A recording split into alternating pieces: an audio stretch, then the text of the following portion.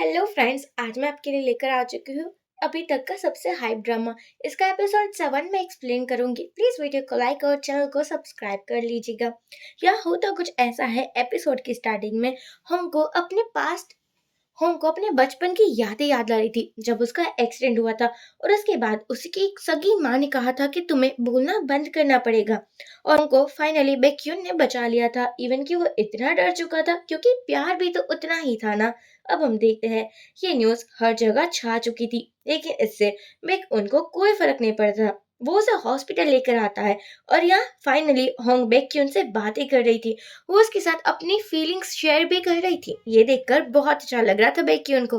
Hong देखती है कि अभी भी वो फोन उसी के पास है। उसको समझ नहीं आ रहा था, याद भी नहीं आ रहा था कि उसने किस नंबर से बात की थी जब वो खाई में गिरी थी, तब बेक्यून से। यहाँ हम देखते हैं, बेक्यून को भी अच्छे से पता था कि जो किडनैपर वाला फोन है वो और किसी के पास नहीं, लेकिन होंग के पास है। लेकिन वो उसको पता तक नहीं लगने देता। इवन कि जब वो उसे रात में कॉल करता है तब वो उसके साथ फ्लर्ट करता है।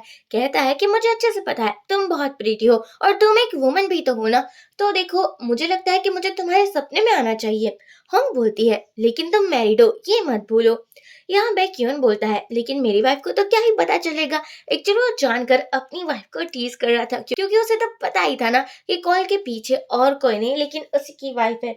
यहाँ पर वो उसकी हेल्प मांगता है और कहता है कि क्या तुम मुझे बता सकती हो कि जो याइमिंग क्या तुम मुझे बता सकते हो कि जिसका ये फोन है वो कौन है, और तुम्हें क्या उसका हुलिया याद है। मैं चाहता हूँ कि वो जल्द से जल्द पकड़ा जाए, क्योंकि मेरी वाइफ को मैं किसी भी टेंशन में नहीं देख सकता। यहाँ बैक्यून और होंग थोड़े क्लोज भी आ रहे थे, क्योंकि दोनों ने एक ही हॉस्पिटल रूम शेयर किया था। अब हर जगह उसे कल्प्रिट की न्यूज फैल रही थी। उसका एक स्केच था जो भी टीवी पर न्यूज पर आ रहा था। न्यूज एंकर थी जो बोल रही थी कि कोई भी अगर इस पर्सन को देखता है तो हमें कांटेक्ट करे, क्योंकि जो प्रेसिडेंट का स्पोक पर्सन है उसकी टीम में से जो हादसा हुआ है उसके पीछे और कहीं नहीं, यही पर्सन है। ये न्यूज होंग ने भी देख ली थी। वो समझ जाती है कि ये न्यूज होंग ने भी देख ली थी। वो समझ जाती है कि बेक्यून ही ये सब कुछ कर रहा है। बेक्यून ने अपने मॉम डैड से भी कह दिया था कि कोई है जो कि मेरे मैरिज के बारे में जानता है, और हो सकता है कि वो आपके प्रेसिडेंट के पोस्ट को हिला भी सकता है। अब उसके पापा तो थे ही इतने लालचू, क्योंकि बैक्यून उसका खुद का बेटा थोड़ी ना था। अब वो जो कल्पित था वो किसी को मैसेज करता है और कहता है कि प्लीज सभी को बताओ कि मैंने उसको धक्का नहीं दिया था। वैसे भी होंग को कुछ हुआ थोड़ी ना है। और हाँ, जब मैं वो हूँ नहीं तो मेरी न्यूज क्यों आ रही है। साफ साफ पता चल रहा था इस कल्पित के अलावा एक और पर्सन है जो कि इस बंदे के साथ मिला हुआ है, और ये दोनों मिलकर सभी प्लॉटिंग कर रहे हैं।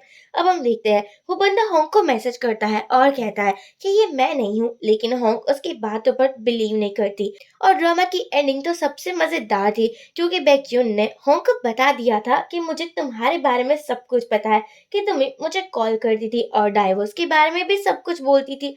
ये दोनों एक दूसरे को देखते हैं। बैक्यून होंग से बहुत सालों से प्यार करता था, लेकिन बेचारा कभी कुछ कह ही नहीं पाता था। तो अब ये मौका था कि वो अपनी फीलिंग्स एक्सप्रेस कर पाता है। इसलिए वो अपनी फीलिंग्स को बता देता है कि मैं तो तुमसे बहुत ज्यादा प्यार करता हूँ।